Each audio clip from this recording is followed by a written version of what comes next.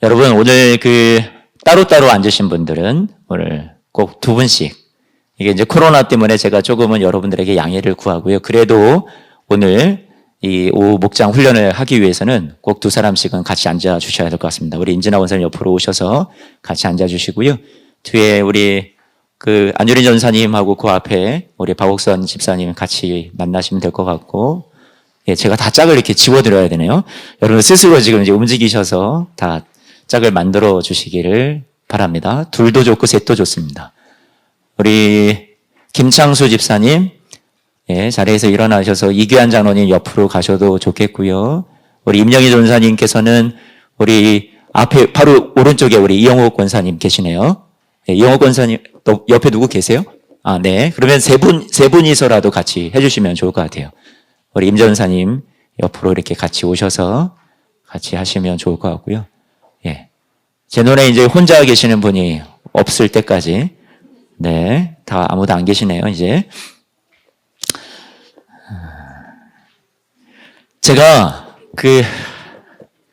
예전에도 여러분들에게 말씀드린 적이 있었던 것 같은데요. 제가 교회에 처음 전도사 사역은 이제 97년도에 이제 신학교 졸업하고서 이제 군에 가서 군종병원 생활을 하다가 제대하고 97년도 6월 달에 제가 제대를 했는데 97년 11월부터 이제 첫 사역을 시작을 했습니다. 그래서 그때 이제 당시에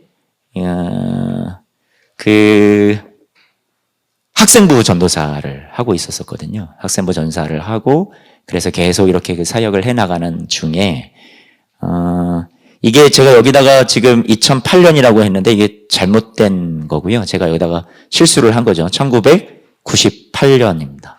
1998년도 그때 큐티 이야기가 누가복음 본문이 11장 말씀이었어요. 새벽 예배를 끝나고 집에 돌아와서 이제 큐티 말씀을 이제 그때 당시도 큐티 책이 있어서 교재를 가지고 큐티를 묵상을 하는데 이 누가복음 11장 말씀에서 제가 너무나도 큰 충격을 받았습니다. 저의 사역에 있어서 여러 가지 어떤 전환점이 있게 되는데 제가 이 누가복음 11장 말씀은 제 사역에 있어서 커다란 전환을 이루었던 그런 중대한 어떤 하나님이 제게 주신 말씀, 본문이었습니다. 누가복음 11장을 쭉 묵상해 나가는데 하나님께서 제게 눈을 열어서 이 말씀에 담겨 있는 하나님의 그 뜻과 하나님께서 저에게 향하신 하나님의 음성을 제가 이 말씀을 묵상하는 중에 들을 수 있었는데요. 그 요지는 이렇습니다.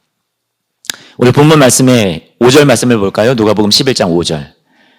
벗이 있어요, 벗이. 벗이 몇 명이 있냐면 등장하는 벗은 셋이 있습니다. 세 종류의 벗이 있어요. 첫 번째 벗은 어떤 벗이냐? 여러분, 이 벗이 제게 너무나도 크게 다가왔던 거예요. 따라서 하겠습니다. 줄 것이 없는 벗. 예, 줄 것이 없는 벗이었어요. 두 번째는 어떤 벗이었냐면 밤중에 친구를 찾아온 벗이었습니다. 누구요? 밤중에 친구를 찾아온 벗이었습니다. 근데 그 밤중에 찾아온 친구는 여행 중에 찾아왔어요. 여행 중에 피곤하고 너무나도 나그네처럼 찾아온 벗이 있었습니다. 세 번째 벗은 누구였냐면 이제 좀 잘 사는 그런 집에 있었던 것 같고 먹을 것도 풍부히 있었던 것 같고 이제 그 집에서 누워있는 벗이었습니다. 이 세 명의 벗이 등장을 하고 있어요. 그런데 주님께서 제게 이 말씀을 통해서 깨닫게 해주셨던 것이 무엇이었냐면 너가 줄 것이 없는 벗이다라는 것이었어요. 제게요.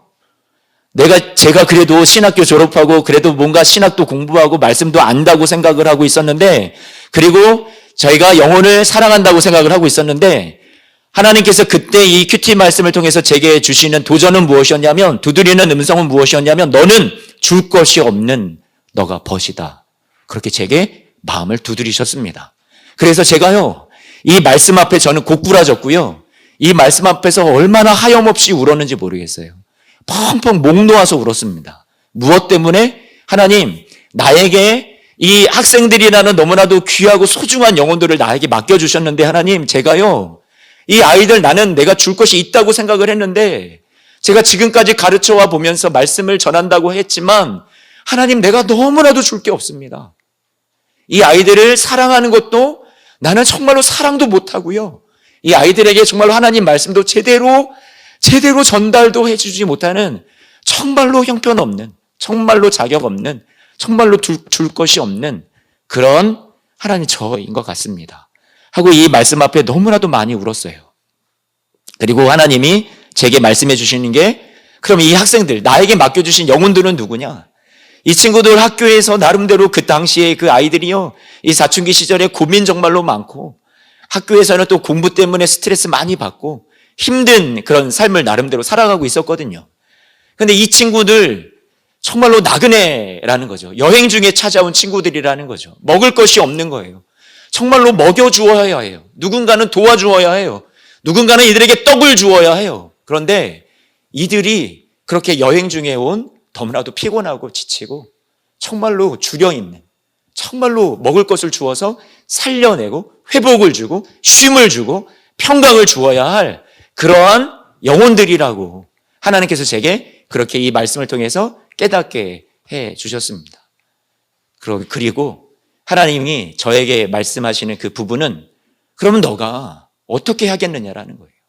어떻게 하겠느냐. 저는 너무나도 이 말씀이 충격으로 다가왔어요. 한 번도 이 말씀을 그렇게 본 적이 없었는데 그때 이 말씀을 묵상을 하는데 이 말씀이 저에게 그렇게 다가왔던 거예요. 너무나도 마음이 아팠고요. 하나님, 나는 정말로 먹을 것이 나는 아무것도 없습니다. 사랑도 부족하고요. 이 아이들을 위한 눈물도 부족하고요. 이 아이들을 위해서 기도하는 것도 부족하고요. 말씀에 대한 것도 정말로 내가 너무나도 형편이 없습니다. 하나님, 나 이제 어떻게 합니까? 나 정말로 못하겠습니다. 하나님, 나를 사용하실 수 있는 건 맞나요? 하고 너무나도 괴로운 나머지 몇 날 며칠을 금식하면서 그 기도실에 내려가가지고 그 온 방을 떼굴떼굴 구르면서 하나님 앞에, 하나님, 저 좀 어떻게 살려달라고. 내가 이 아이들을 과연 내가 담당할 만한 그런 나는 그릇이 됩니까? 다 못하겠어요, 하나님. 그렇게 기도를 해 나가기를 시작을 했었습니다. 그때 하나님께서 저에게 주셨던 그런 응답과 하나님께서 주셨던 저에게 약속은 무엇이었냐면, 너가 부족해도 내가 너를 그곳에 보냈고, 그리고 너를 통해서 내가 할 일이 있다라는 것을 저에게 말씀해 주셨고요. 하나님께서 제게 그렇게 기도 가운데 응답을 주셨는데, 제가 그때 하나님 앞에 이 말씀을 통해서 다시 받았던 것이 무엇이었냐면, 바로 제가 여러분들에게 마지막 부분에 가서 결론을 내리려고 하는데, 그래도 먼저 결론을 말씀드리자면 13절 말씀을 같이 한번 보시죠. 13절 보시면 뭐라고 나와요? 너희가 악할지라도 좋은 것을 자식에게 줄 알거든 하물며 너희 하늘 아버지께서 구하는 자에게 무엇을 주신다고요? 성령을 주신다. 저는 내가 준다고 생각을 했어요. 제가 가진 것이 많으면 줄 수 있다고 생각을 했어요. 그러면 내가 더 많이 가져서 내가 지식으로나 내가 뭐로나 내가 가진 능력을 개발해서나 내가 그러면 더 나눠주면 되겠구나. 그렇게 생각을 했었거든요. 그게 아니더라고요. 그게 아니라요. 저는 여전히 사랑이 없는, 형편없는 그런 놈이에요.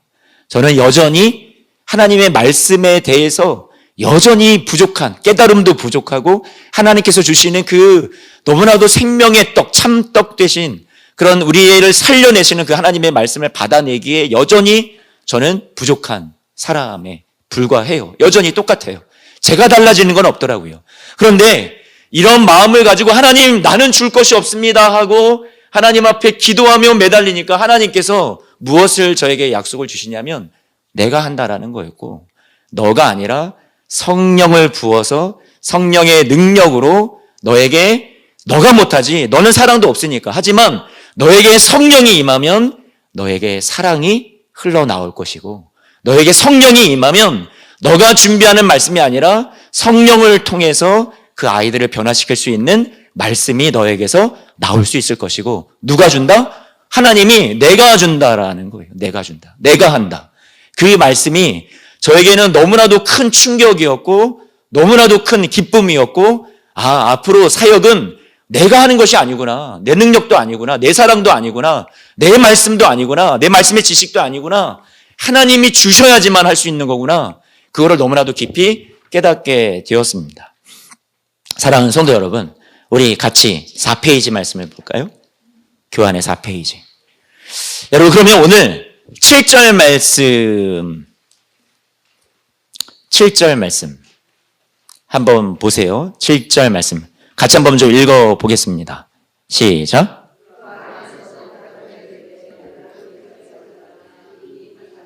아이들이 나와 함께 침실에 누웠으니 일어나 내게 줄 수가 없노라. 뭐라고 나와요? 하겠느냐라고 나와요. 하겠느냐. 여러분, 우리가 이 말씀의 비유를 생각을 할 때 잘 생각을 해보세요. 그 당시에 여러분, 그 근동 지방에서 햇살을 피해서 해가 진 뒤에 여행하는 것이 일반적이었어요. 그리고 집에서 찾아온 나그네를 손을 대접하는 것은 너무나도 당연한 그 시대의 윤리였어요. 너무나도 당연하게 이것은 대접을 해야 되는 윤리였어요. 그러면 그 당시에 예수님 주위에서 기도를 배우겠다고 찾아와서 우리에게 기도를 좀 가르쳐 주십시오. 제자들이 얘기를 했고, 예수님께서 비유의 말씀을 들어서 예수님께서 이 비유를 알려주셨는데, 한밤중에 찾아온 친구를 위해서 떡을 구했을 때 아무리 자고 있더라도 당연히 들어주어야 한다. 이런 얘기가 되겠죠. 기본적인 윤리를 넘어서 상식이다. 그런데 이것이 사람의 도리다. 이 제자들조차도 이것은 상상조차 안 되는, 만약에 내가 밤중에 들어 누워가지고 나는 이미 문이 잠겼고 아이들도 다 자고 있고 밤중이고, 야, 나는 도저히 일어날 수 없다. 그냥 돌아가. 할 수 있다라는 것은 할 수 없다라는 얘기예요. 예수님의 이 비유에서 말씀하시는 내용의 요지는 뭐냐면 도저히 그럴 수 있는 인간은 없다. 기본적인 상식과 윤리가 있는 사람들이라면 지금 그 얘기를 하시고 있는 거거든요. 예수님은 손대접을 너무나도 자연스럽게 생각하는 문화 가운데 살아가고 있는 제자들에게 물으십니다. 이 비유를 통해서 너희에게 친구가 한밤중에 여행하던 중에 찾아왔다고 가정을 해봐라. 만일 집안에는 먹을 것이 다 떨어져서 마땅히 대접할 음식이 없다. 그런데 여행 중에 온 친구에게 먹을 것을 주지 않는다라는 것은 대단한 신뢰다. 그래서 집주인 친구는 이웃에 사는 또 다른 친구를 찾아가서 자신의 여행 중에 찾아온 친구에게 내가 먹일 것이 없으니까 음식을 달라고 간청한다. 그런데 뜻밖이다. 7절 말씀해 보니까 문 안에서 친구는 단단히 걸어 잠근 문 밖으로 소리를 친다. 나를 괴롭게 하지 말아라. 문이 이미 닫혔잖냐. 아이들이 나와 함께 침실에 누워 있으니까 일어나 너에게 줄 수가 없다. 이리저리 핑계를 대니 이런 친구가 있다라고 우리가 생각할 줄 알았는데 끈질기게 간청을 하니까 귀찮았는지 주고 싶지 않았는지는 모르겠지만 하여튼 중요한 것은 마음을 바꿔서 간청대로 소원을 들어주었다 하더라. 이게 지금 이 이야기의 스토리의 결론이에요? 아니에요. 귀찮았는데 그냥 일어나서 나와서 들어주었다 이 얘기가 아니에요.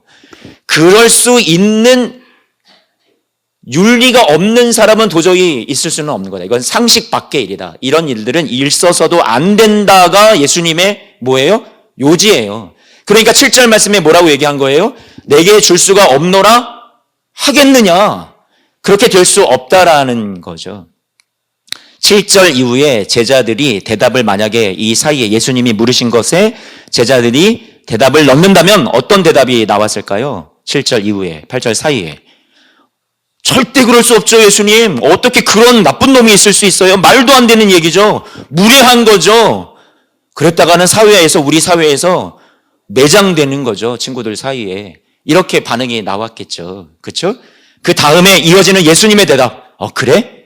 너희들 기본적인 생각도 너희들의 윤리 차원에서도 그렇게 생각을 하는구나. 그러면 예수님의 대답이 이어지죠. 8절 말씀 뭐라고 얘기해요?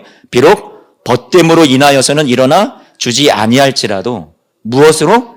그 간청함을 인하여 일어나 그 요구대로 어떻게 해요? 주리라. 주어야 한다라는 거죠. 그렇지 너희들이 아는 대로 상식적으로 말이 안 된다.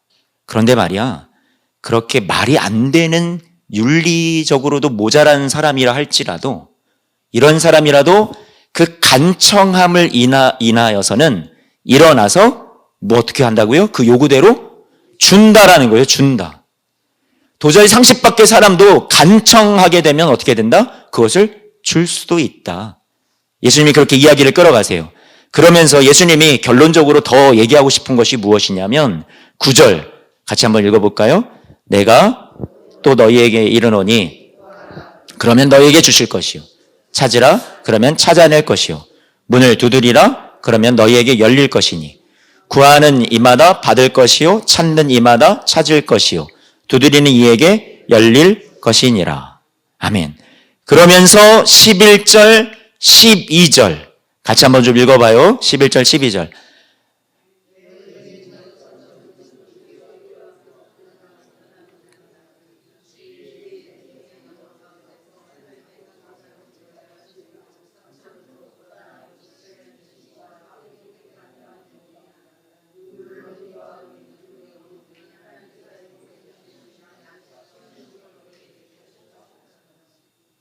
여러분 잘 생각을 해보세요. 하나님께서 저와 여러분들의 천부가 되실진데 아버지 된 자로서 아들이 생선을 달라 할 때 생선 대신에 뱀을 주거나 알을 달라 하는데 정갈을 줄 수 있는 자는 아무도 없다.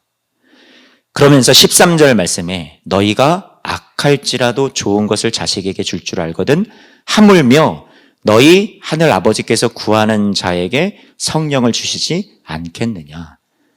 마태복음 7장 말씀을 가면 뭐라고 표현하고 있냐면 거기는 성령을 주시지 않겠느냐가 아니라 이 비슷한 이야기인데 거기 뭐라고 얘기하냐면 좋은 것으로 주시지 않겠느냐. 이런 귀찮아하는 윤리에 어긋나는 친구라 할지라도 간청한다면 일어나서 그 요구대로 들어주는데 이런 존재, 이런 너무나도 수준이 낮은 사람도 이렇게 들어준다면 하물며 너희의 하늘아버지는 어떻겠냐 하고 여러분 극명하게 대조를 시키는 거죠. 그렇죠? 우리 아버지 하나님이라는 분은 여러분들을 너무나도 사랑하시고 여러분들을 위해서 한 번도 귀찮아하신 적도 없고 졸지도 않고 주무시지도 아니하시는 하나님이실진데 여러분들이 어떤 기도를 할 때 주님께서 귀를 막고 계실까 이거예요. 귀찮다고 아유 야 나 귀찮다 그만해라 하실 하나님은 절대로 아니라는 거죠. 하나님이면 그 100만 번 1000만 번 이상으로 더 많은 사랑을 가지고 우리의 기도에 응답 주시기를 요구대로 주시기를 원하시는 하나님이다. 그 하나님의 우리를 향한 사랑을 우리의 기도를 응답 주시길 원하시는 하나님의 그 큰 마음을 어떻게 하고 있는 거예요? 지금 이 형편없는 벗의 이 이야기를 통해서 더 극명하게 드러내고 있는 거죠. 하나님은 절대로 그렇지 않다. 그 얘기를 지금 해주고 있는 거예요. 구하는 자에게 좋은 것을 주시는 분이다. 그런데요, 여러분 오늘 13절 말씀에 누가복음 우리 같이 읽었던 13절 말씀에 그 좋은 것을 누가복음 말씀에서는 뭐라고 얘기해주고 있어요? 성령을 주시지 않겠느냐. 하나님이 여러분들이 기도하는 대로 구하는 것을 반드시 주신대요. 그런데 더 큰 축복이 있다면 무엇이냐면 그것은 구하는 자에게 주시는 성령이에요. 할렐루야. 성령의 능력을 받아서 나는 할 수 없는데 나는 사랑도 없는데 나는 기도도 부족한데 내가 저 영혼을 정말로 위해서 하나님의 말씀을 나누어주고 그 영혼을 살려낼 수 있는 능력은 나에게 없는데 주님께서 우리에게 주시는 정말로 우리가 이웃을 위해서 우리 사랑하는 지체들을 위해서 우리에게 찾아온 나그네를 위해서 우리에게 찾아온 여행 가운데 고단하고 지쳐있는 정말로 우리의 위로와 돌봄이 사랑이 필요한 영혼들을 위해서 우리가 하나님 앞에 나와서 기도하면 주님께서 저와 여러분들에게 여러분의 능력이 아니라 여러분의 사랑이 아니라 성령을 통한 사랑을 부어주시고 할렐루야 성령을 통한 기도의 능력을 부어주셔서 저와 여러분들이 사람을 살리는 그런 저와 여러분들 줄 줄로 믿습니다. 그 얘기를 지금 하시는 거죠. 그거보다 더 큰 축복이 어디 있겠냐는 거예요. 성령께서 저와 여러분에게 임하시는 하나님을 우리가 얻는 거예요. 기도는요. 우리가 간절히 구하면 하나님이 여러분 안에 들어오셔서 여러분을 대신하여 여러분 가정에서 아빠로서 엄마로서 또 기도의 어머니로서 저와 여러분들이 공동체 안에서 내가 맡고 있는 영혼들을 위해서 내가 기도하는 그 사명을 주님께서 저와 여러분들에게 감당하게 해 주실 줄로 믿습니다. 성령의 능력으로요. 5페이지 한번 볼까요? 그러면 마태복음 7장에 비슷한 이야기가 있는데 여러분 그 마태복음 7장 말씀에 보니까 11절 말씀에 너희가 악한 자라도 좋은 것으로 자식에게 줄 줄 알거든 하물며 하늘에 계신 너희 아버지께서 구하는 자에게 좋은 것으로 주시지 않겠느냐? 그렇게 말씀하셨어요. 그러면 그 위에 하나님께 구하고 찾고 두드려라. 그러면 너희가 다 받는다라고 말씀하셨어요. 그런데 우리가 주님이 우리가 구하는 것, 우리가 얻어내는 것, 그래서 내 배 채우는 것, 내 욕심, 내가 다 채우는 것, 우리가 그런 것 위해서 주님께서 우리에게 기도하라고 말씀해 주신 이 가르침이 아니라 마태복음 7장 말씀에서도 12절 말씀을 보니까 더 중요한 예수님께서 이 기도를 가르쳐 주시는 요지가 더 나오고 있어요. 핵심적인 말씀이 12절 말씀 같이 한번 좀 읽어볼게요. 시작.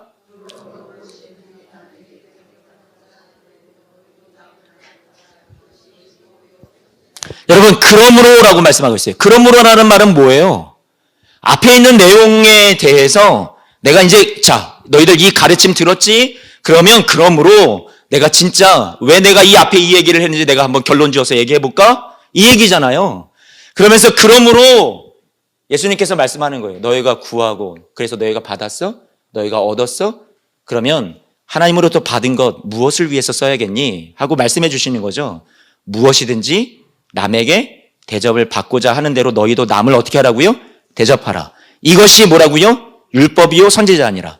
여러분, 율법과 선지자니라 이 두 가지가 나오면 이것이 하나님 말씀의 모든 것이다 이 얘기예요. 무슨 말인지 이해가 되시잖아요.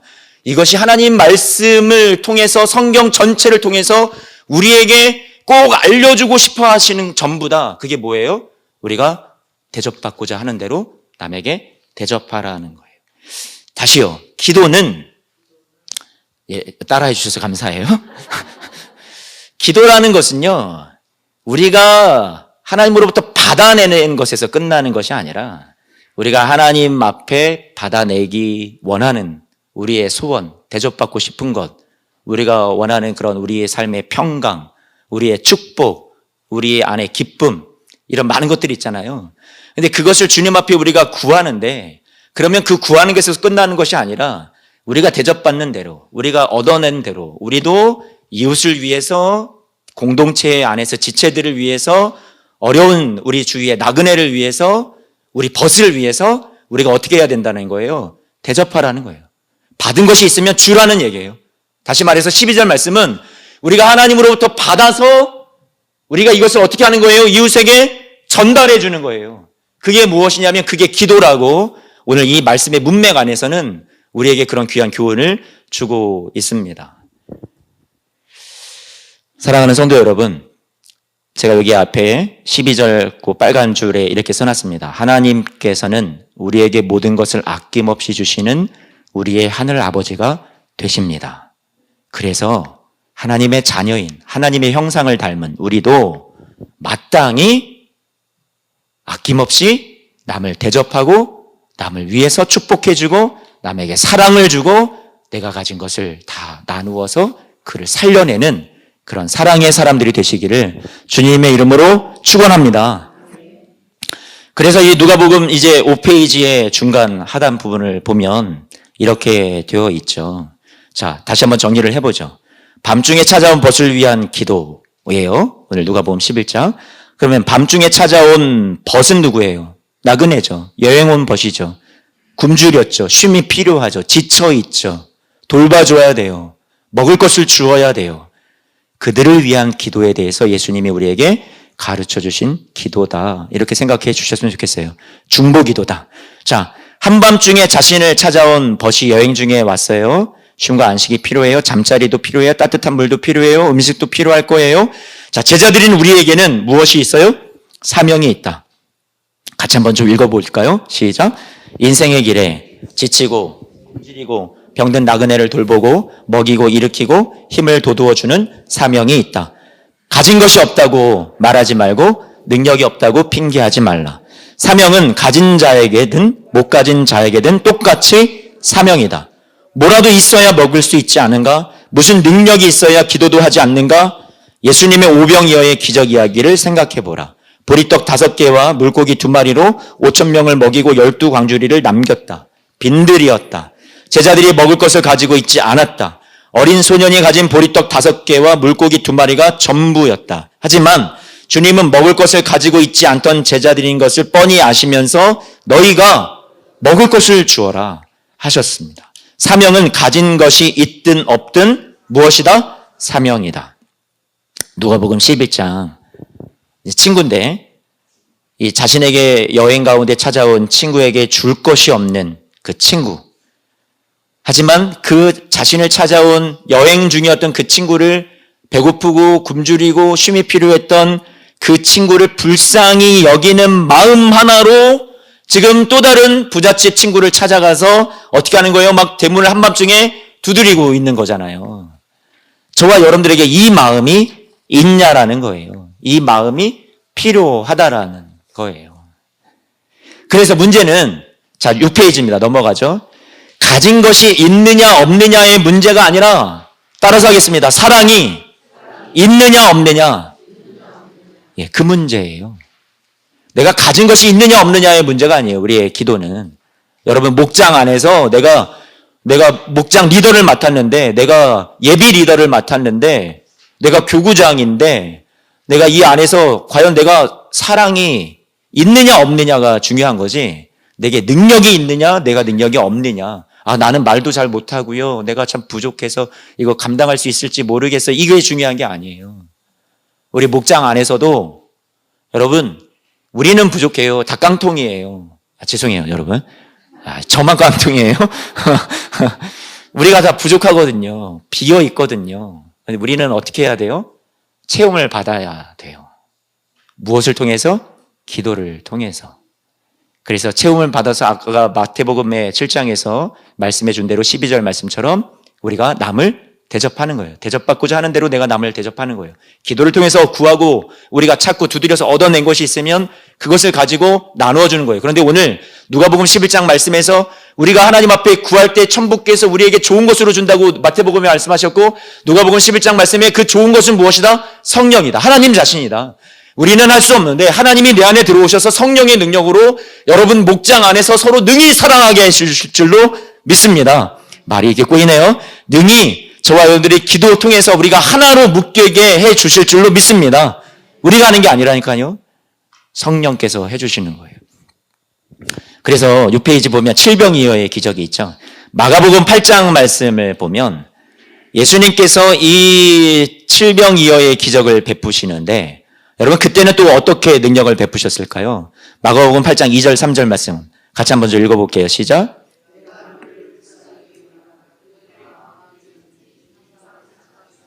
먹을 것이 없도다. 만일 내가 그들을 굶겨 집으로 보내면 길에서 기진하리라. 그 중에는 멀리서 온 사람들도 있느니라. 핵심은 뭐예요? 능력이 아니라 사랑이에요. 예수님이 지금 굶주린 사람들 봤을 때 여러분 예수님이 어떤 하나님으로서 지금 이 기적을 베푸시는 것이 당연하지 뭐 예수님 뭐 하나님이신데 하나님의 아들이신데 뭐 이 정도 능력 행하시는 게 뭐가 문제야. 그냥 뭐 다 변해라 아니면 뭐 다 나눠 주어라 해버리면 여러분 이 떡 가지고도 7병 이어 가지고도 뭐 다 풍성하게 그냥 다 모두가 먹을 수 있게끔 한순간에 만들 수 있는 능력이 있는 분 아니냐.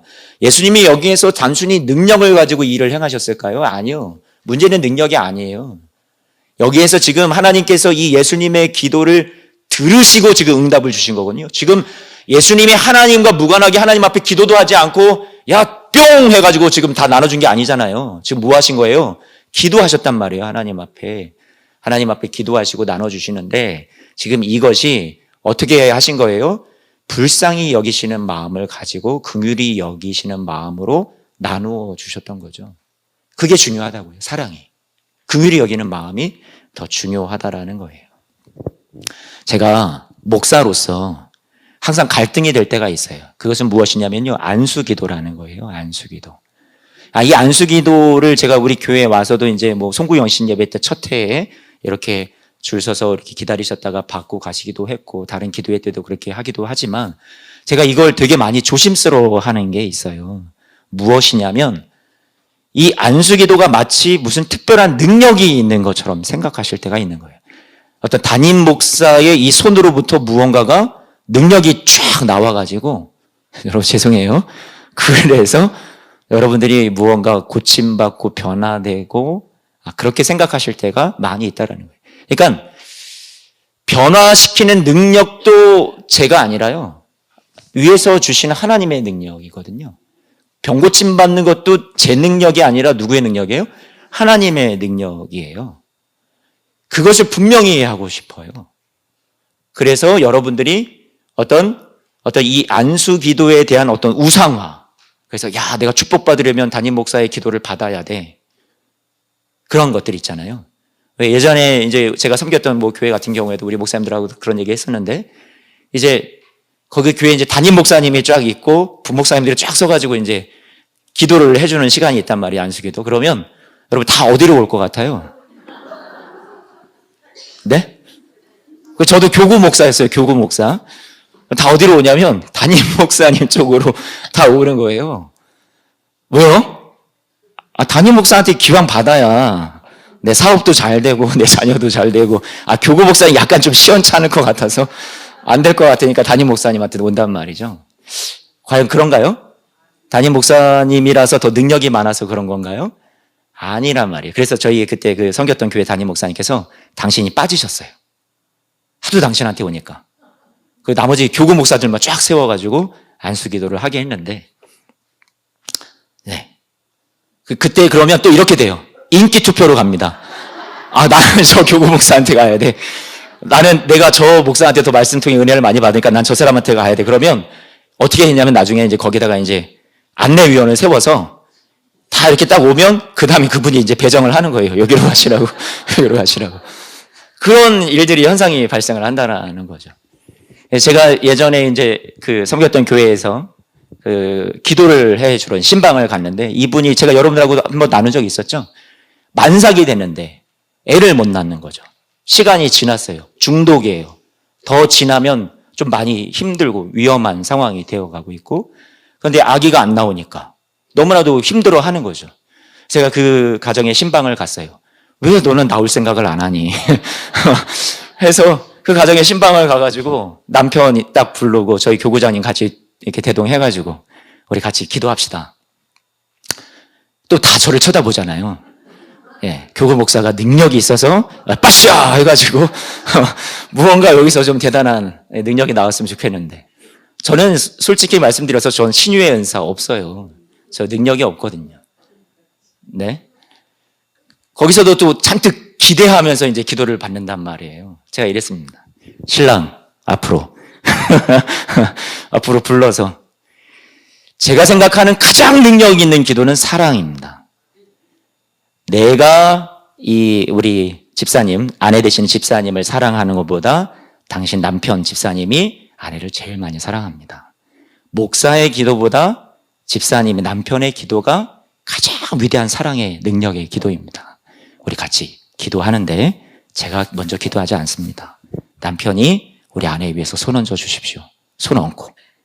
다 이거를 기대했는데 제가 그렇게 하지 않고 남편의 손을 배 위에 올리고, 그리고 남편이 먼저 기도 시작하라고 그랬어요.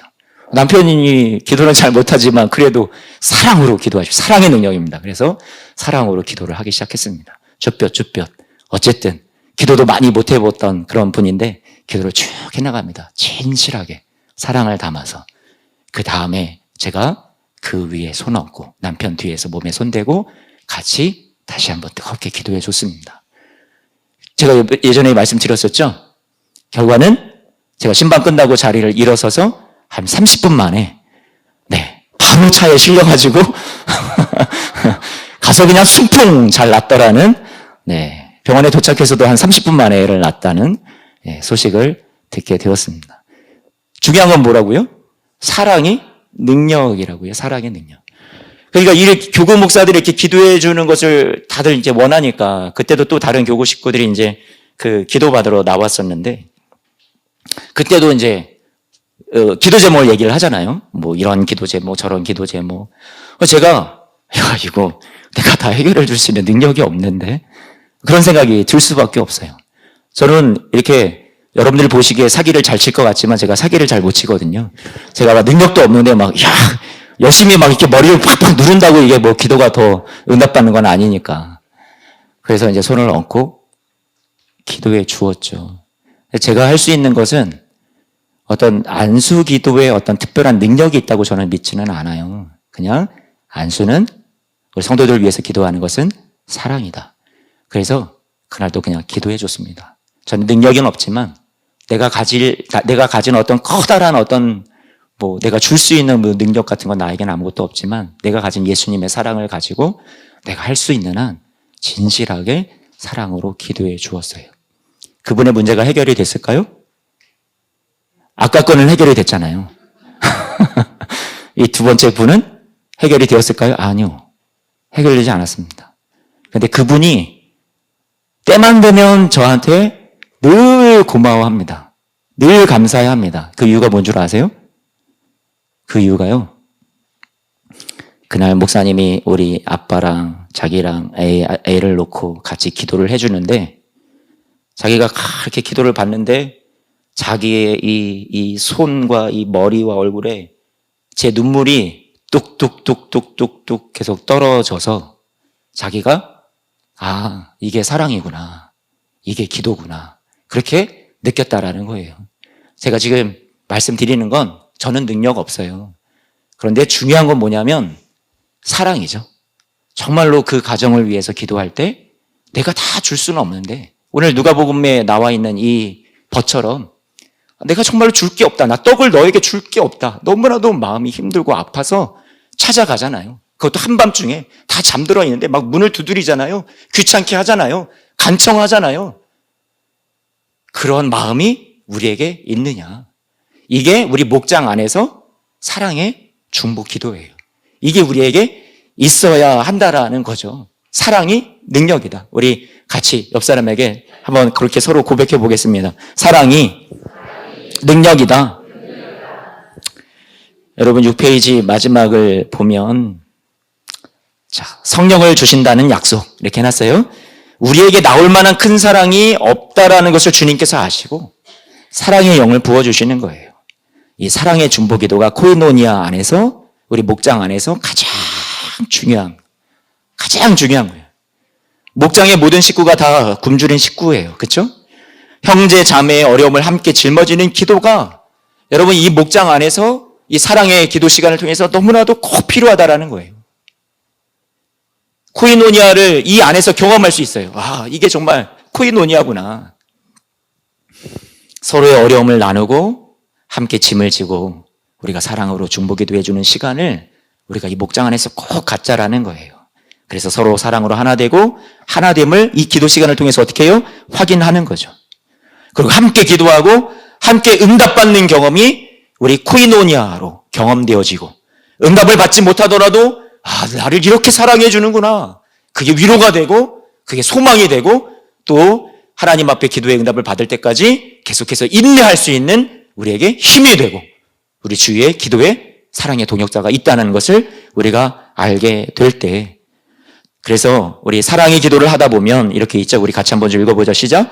사랑의 기도를 하다 보면 실제로 사랑으로 하나 되는 경험이 이루어지고 또 응답하러 오신 하나님을 만나는 경험을 하게 되니 수평적으로 수직적으로 온전한 코이노니아 경험을 하게 되는 것이다.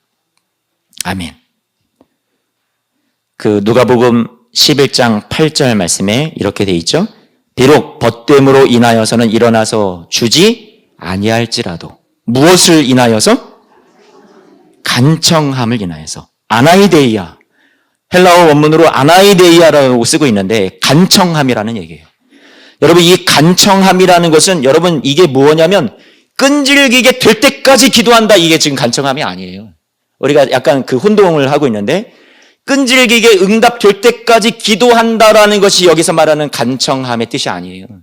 여기서 말하는 간청함이라는 말은 따라서 해보겠습니다. 뻔뻔하다, 당당하다, 파렴치하다 그런 뜻이에요. 대담하다. 할렐루야. 이렇게 우리 권사님들께서 대답을 너무 잘해 주셔가지고 방송국에 가면 우리 방청객들 중에 여러분 정말 대답 막 웃어주고 막 크게 대답해 주는 사람들한테 5,000원씩 일당을 더 준다고 그러는데 권사님 제가 정말로 밥 한 그릇 사드리고 싶어요. 그래요 여러분. 간청함을 인하여서. 자, 잘 들어보세요. 우리가 간청한다라는 것 하나님 내가 정말로 이 내게 찾아온 우리 사랑하는 이 공동체 목장 식구가 있는데 이렇게 어려운데 하나님 제가 정말 이분을 정말 살렸으면 좋겠고 가정에 회복을 주고 싶은데 하나님 제가 무슨 능력이 있어서 하루아침에 내가 기도한다고 이분의 삶을 내가 다 바꿔줄 수 있겠습니까? 우리가 할 수 없다라는 거예요. 우리에게 그런 능력이 없다라는 거예요. 그런데 우리가 할 수 있는 건 뭐예요? 간청하는 거예요. 누구한테요? 이 한밤중에 누워있는 이 친구는 정말로 막 귀찮지만 억지로라도 일어나가지고 그냥 들어주는데 간청함 때문에. 그런데 하늘에 계신 우리 천부 아버지께서는 늘 좋은 것 주시기 원하시고 우리에게 가장 좋은 성령을 주시기를 원하시는 분인데 우리가 간청한다면 주님께서 야, 너 나한테 이렇게 기도하는구나. 내가 그거 정말로 내가 도와줄게. 내가 들어줄게 하고 얼씨구나 하고 우리의 기도에 응답을 주실 하나님이라는 거예요. 할렐루야. 그 분이 우리에게 오늘 이 말씀을 통해서 예수님을 통해서 우리에게 전해주시는 기도의 중요한 우리의 자세는 무엇이냐면 내 목적 위해서 내 배 채우기 위해서 나 떡 먹고 싶어요가 아니라 지금 누구예요? 내가 지금 돌보고 살려내야 될 우리 가족이 있는데 우리 지체가 있는데 이웃이 있는데 이 나그네가 있는데 여행 중에 너무나도 피곤하고 지쳐 있는데 살려내야 되는데 너무나도 힘든 일을 지금 많이 겪고 있는데 질병이 있고 너무나도 공고한데 마음이 아프고 상처받았는데 하나님 정말로 이 영혼 너무나도 살려내고 싶습니다 하고 내 문제가 아니라 남을 위한 거니까 남을 대접하는 기도니까 이 영혼을 살려내야 되는 기도니까 하나님 앞에 당당한 거예요. 뻔뻔하게 기도할 수 있는 거예요. 파렴치할 수 있는 거예요. 내가 내 문제로 하나님 앞에 내놓으세요 한다라는 건 야, 너 좀 그만 좀 나 좀 괴롭혀라 하겠죠. 근데 저와 여러분들이 하나님 이 영혼 살려야 돼요 하고 하나님 앞에 얘기하는 어떤 기도는 아무리 당당해도 좋고요. 뻔뻔해도 좋고요. 파렴치해도 좋고요. 저와 여러분들이 그렇게 하나님 앞에 당당하게 요구할 수 있는 기도라는 거예요. 할렐루야. 그게 여러분 아나이데이야. 간청하는 기도. 우리가 그 기도를 할 수 있지 않을까요? 그렇죠? 우리 그렇게 기도했으면 좋겠어요. 그래서 이제 이 목장 안에서 사랑의 중보 기도 시간에 우리가 그런 사랑을 갖고 우리 같이 기도하는 거예요. 자, 우리 목장 실습이 이제 딱 5분 정도, 1시간 안에 끝나려고 했었는데 5분 정도 남았는데 지금부터 한 5분, 한 10분 이내에 우리 같이 오늘 누가복음 11장 말씀, 마태복음 7장 말씀도 물론 같이 나눴지만 오늘 주신 이 말씀을 생각하면서 여러분 그날 우리가 그 앞에 페이지 한번 보세요. 앞에 페이지. 제가 이 그 목장 나눔에 대해서 얘기를 하는데 많은 분들이 야, 이 권사님들하고 제가 수요일 날 이렇게 만나가지고 이제 아침 저녁으로 막 같이 다시 훈련을 하잖아요. 이제 목장 나눔을 우리가 어떤 순서로 해나가는지 다 까먹으셨다는 거예요. 아유, 이게 뭐 이렇게 너무 많은 것 같고 순서도 복잡하고. 그래서 제가 허탈해 하지 않고, 다시 한번 제가 나는 할 수 없지만 성령 하나님 도와주십시오 해가지고 열심히 또 설명을 드렸어요. 자, 3가지만 기억하시면 돼요. 첫 번째, 예배. 나눔. 기도. 자, 끝! 자, 목장 우리가 체제로 전환이 되면 우리가 이제 목장 모임을 갖잖아요. 그러면 이 3가지만 하면 된다는 거예요. 얼마나 쉬워요. 예배. 송과장 원장님 감사합니다. 나눔. 그 다음에 뭐예요? 기도. 이 3가지만 하면 된다니까요. 얼마나 쉬워요. 예배 한번 보세요. 자, 식당에 갔어요. 우리 권사님들이 걱정해요. 내가 이걸 어떻게 또 예배를 인도해. 거기에 식당 전체 안에서 예배 인도자를 제가 세운다고 했어요? 안 했어요? 했죠. 그분들이 몇몇 분들이 될지 모르겠지만 목장 안에서 좀 몇 사람 뽑아서 돌아가면서 인도할 거잖아요. 그러면 여러분들이 인도해요? 안 해요? 예배 인도. 예배자로 그냥 같이 참여만 하시면 돼요. 자, 하나 지나갔어요? 안 지나갔어요? 자, 지나갔어요. 쉬워요? 안 쉬워요? 자, 쉬워요. 자, 2번째. 나눔. 나눔은 뭘 나눠요? 이제 여기서 이제 좀 헷갈리기 시작하는데, 이제 여기서 약간 이제 좀 난이도가 있는 거죠. 자, 나눔은 따라서 하겠습니다. 하나님 말씀, 예수님 자랑, 그리고 예수님 기대. 이 3가지를 나누는 거예요. 뭐라고요? 예, 아리송송. 2번째, 예수님 자랑, 예수님 기대. 이 3가지 나누는 거예요. 그 다음에 우리 사랑의 중보기도 하자고요. 쉬워요? 안 쉬워요? 한 40%는 쉽다고 해주시고 나머지는 지금 어렵다고 이렇게 판단하신 건지 모르겠는데 쉬워요. 자, 나눔은 다시요. 말씀 나누고 설교 나누고 전주 설교든 한 주간 적용했던 것이든 붙들고 살았던 것이든 힘들지만 어쨌든 소망이 되었다고 얘기하실 수 있는 말씀이든 나누는 거예요. 오늘 드는 설교 말씀도 나누어요. 말씀 나누기. 두 번째 뭐예요? 예수님 자랑하기. 예수님 자랑하기는 뭐예요? 감사 제목 나누는 거예요. 한 주간 동안 내가 살아왔는데 예수님 나에게 이렇게 주셨어요. 이렇게 위로 주셨어요. 이렇게 한 주간 살아갈 수 있는, 너무나도 삶은 힘들었지만 그래도 하루하루 버티고 견디게 해주셨어요. 그렇게 우리가 예수님 자랑하는 거예요. 그렇죠? 여러분들 한 주간 동안 살아오면서 예수님 자랑하기. 세 번째 뭐예요? 예수님 기대하기. 예수님 기대하기는 뭐예요? 기도 제목을 나누는 거예요. 그런데 여러분들이 부정적으로 내가 이렇게 정말로 죽겠어요. 나를 위해서 좀 제발 좀 기도 좀 해주세요. 이게 아니에요. 그거는 부정적인 거잖아요. 기대가 없는 거잖아요. 그러니까 기대하기라는 것은 기대하는 마음으로 기도 제목을 부탁을 하는 거예요. 저를 위해서 이렇게 기도해 주시면 제가 이겨낼 수 있겠습니다. 할렐루야 하고 우리가 소망하면서 예수님이 우리에게 이루어 주실 일들을, 기도 응답을 소망하면서 우리가 같이 기도 제목을 나누는 거예요. 쉬워요, 안 쉬워요? 감사합니다.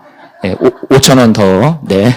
자, 그러니까 같이 그렇게 가자고요. 그렇게 해서 나누는 거예요. 그 다음에 사랑의 중보기도 하기. 됐죠? 네. 그 다음에는 이제 선교지나 우리가 그 목장별로 선택한 어떤 어려운 교회나 그곳으로부터 기도 제목을 받아서 우리가 선교를 위한 중보기도 하는 것이 마지막 순서에 있어요. 나중에는 이 목장이 안에서 코이노니아가 너무나도 잘 되면 그 다음에는 이 안에서 이제 전도 대상자를 이렇게 딱 정해가지고 그 전도 대상자를 위해서, 영혼 구원을 위해서 같이 집중적으로 중보기도하는 시간을 또 갖고 그렇게 가는 거거든요.